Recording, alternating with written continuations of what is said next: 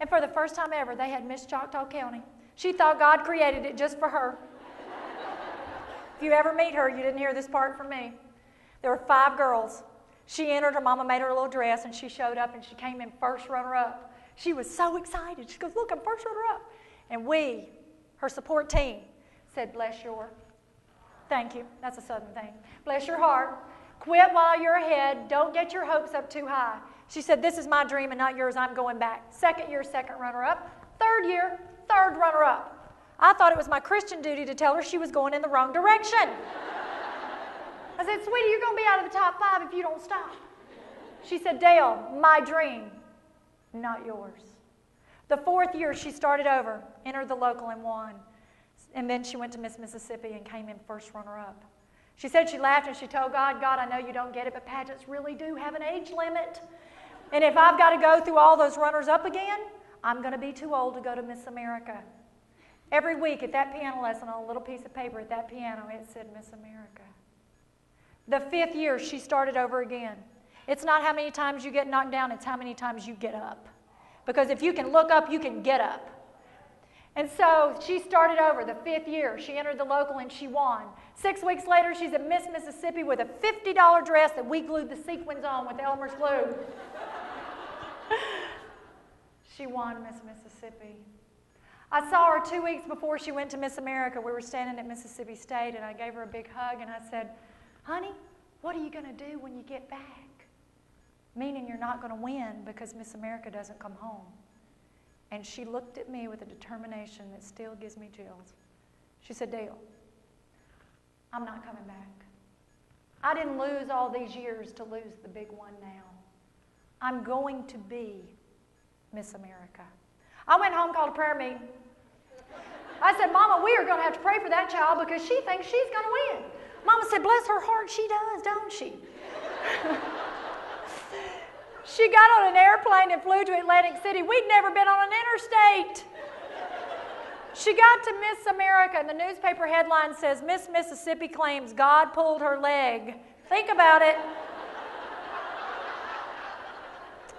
My daddy turned the antenna toward Tupelo so we could get the right channel, and we began to watch Miss America. 1, 2, 3, 4, 5, 6, 7, 8, number 9, they called her name in the top 10. My mother was just about to have a fit. She says, oh, my Lord, we know somebody in the TV. You can only imagine what happened down there when I was on Dr. Phil. She went through all the stuff, and they start calling out the winners out of the top 10 at that point. And they called the 4th runner-up and the 3rd runner-up and the 2nd runner-up and the 1st runner-up, and they did not call her name. And I turned to my mother and I said, Mama, I just knew she was going to be one of those runners-up because she's got that spot nailed down. Mama said, bless her heart, though, didn't she look pretty? Oh, ye of little faith. And then Bert Parks called her name as Miss America. And standing on that stage in Atlantic City, New Jersey was my crippled best friend. Had she listened to the Dream Stealers or any of the doctors, she could have watched from a wheelchair, but she didn't listen. Stop listening. Y'all, they even paved the road in front of her house when she won Miss America.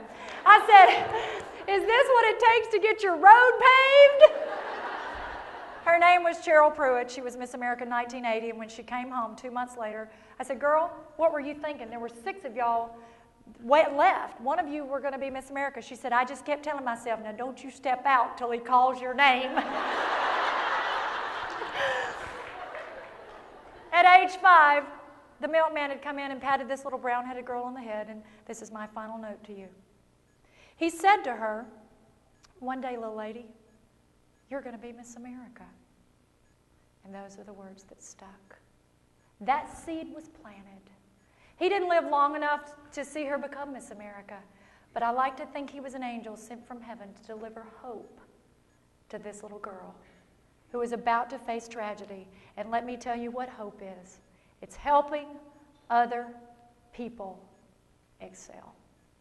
That is hope. More than anything else, I hope you'll go out of here and be a hope dealer. If you want to receive some positive information from me every Monday, I do Motivational Monday. It's free. Just sign up at my table. Come by and get your postcard. Remember, success is your choice. Thank you for letting me come home today. God bless you.